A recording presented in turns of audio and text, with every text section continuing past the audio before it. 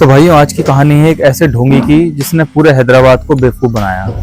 बात है सन 1830 के हैदराबाद की, जब निजामों का राज था। हैदराबाद उस वक्त भारत का सबसे अमीर रियासतों में से एक था। हीरे मोती और सोने से भरी तिजोरियां, महल जो चांदनी में चमका करते थे, इतने खूबसूरत महल हुआ करते थे, और एक निजाम जिसके पास इतना पैसा था कि वो ब्रिटिश ईस्ट इंडिया कंपनी को भी कर्ज दे सकता था। उस वक्त हैदराबाद का निजाम था सिकंदर जहां। लेकिन ये कहानी निजाम की नहीं है, बल्कि एक ऐसे शख्स की है जिसने निजाम बनने का ढोंग रचकर पूरे शहर को बेवकूफ बनाया था। सन 1830 की गर्मियों में हैदराबाद के बाजारों में एक अजनबी आया। नाम था मिर्जा खान। लंबा कद, दमकती आंखें और कपड़े ऐसे जैसे किसी नवाब और शाही खानदान से हो। मिर्जा दावा करता था कि वो निजाम सिकंदर जहां का खोया हुआ भाई है, जिसे बचपन में किडनैप कर लिया गया था। उसने कहा कि वो एक दूर के गांव में पला बड़ा और अब अपनी असली पहचान और विरासत लेने वापस हैदराबाद लौट कर आया है। मिर्जा की बातों में इतना दम था, इतना चालाक व्यक्ति था वो, कि लोग उसकी कहानी पर यकीन करने लगे। वो निजाम के परिवार की छोटी छोटी बातें, उसके रीति रिवाज और यहाँ तक कि महल के कुछ सीक्रेट भी जानता था। उसकी बातों में शाही अंदाज था और वो उर्दू, फारसी और अंग्रेजी में ऐसे बातें करता था कि लोग मंत्रमुग्ध हो जाते थे। जल्दी ही हैदराबाद के अमीर व्यापारी, जमींदार और यहाँ तक कि कुछ ब्रिटिश अफसर भी उसके साथ जुड़ गए।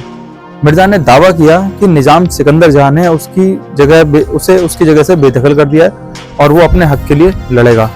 मिर्जा ने धीरे धीरे एक बड़ा जाल बिछाया। उसने चुप तरीके से छोटी सी सेना बनानी शुरू कर दी। उसने गांव-गांव जाकर लोगों को भड़काया कि निजाम सिकंदर जहां एक कमजोर शासक है जो ब्रिटिश कंपनी के हाथों की कठपुतली बन गया है। मिर्जा ने कहा, मैं असली निजाम हूँ, मेरे साथ आओ, मैं हैदराबाद को फिर से उसकी शान दिलाऊंगा।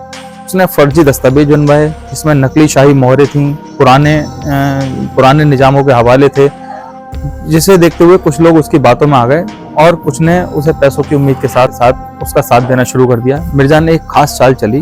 उसने हैदराबाद के बाहर एक पुराने किले में अपना शाही दरबार शुरू किया।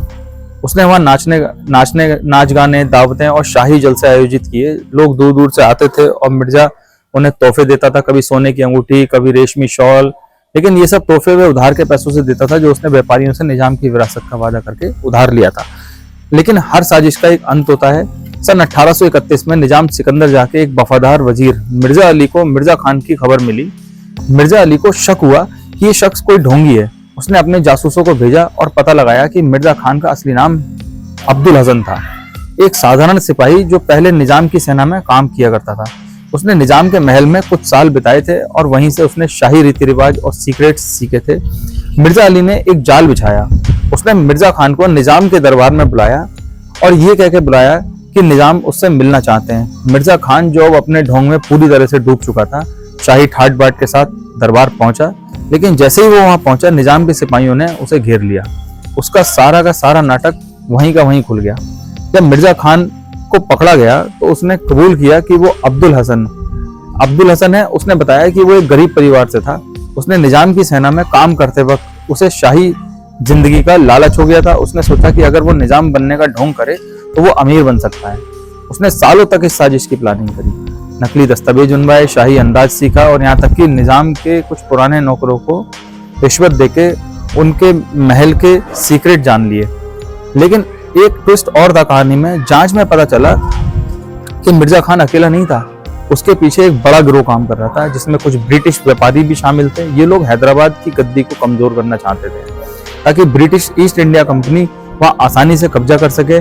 मिर्जा खान को इन व्यापारियों ने फंडिंग दी थी और बदले में वो निजाम की तिजोरी लूटने का वादा कर रहा था। सन 1832 में मिर्जा खान उर्फ अब्दुल हसन को फांसी की सजा सुनाई गई।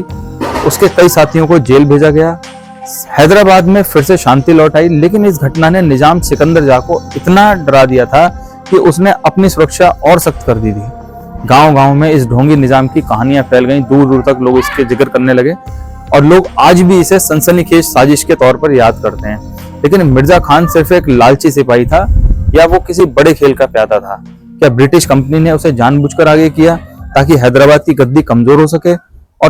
और उससे बड़ा सवाल यह है कि अगर मिर्जा खान पकड़ा ना जाता तो क्या वो सचमुच हैदराबाद का निजाम बन जाता? ये सवाल आज भी अनसुलझे हैं और शायद यही इस कहानी को इतना रोमांचक बनाता है। तो भाई, ये थी हैदराबाद के नकली निजाम की कहानी। एक ऐसा ठग जिसने शाही तख्त हथियाने की कोशिश की, लेकिन आखिर में फांसी के फंदे पर लटक गया। लेकिन सवाल अब भी बाकी है क्या मिर्जा खान अकेला था या उसके पीछे कोई बड़ा खेल खेला जा रहा था?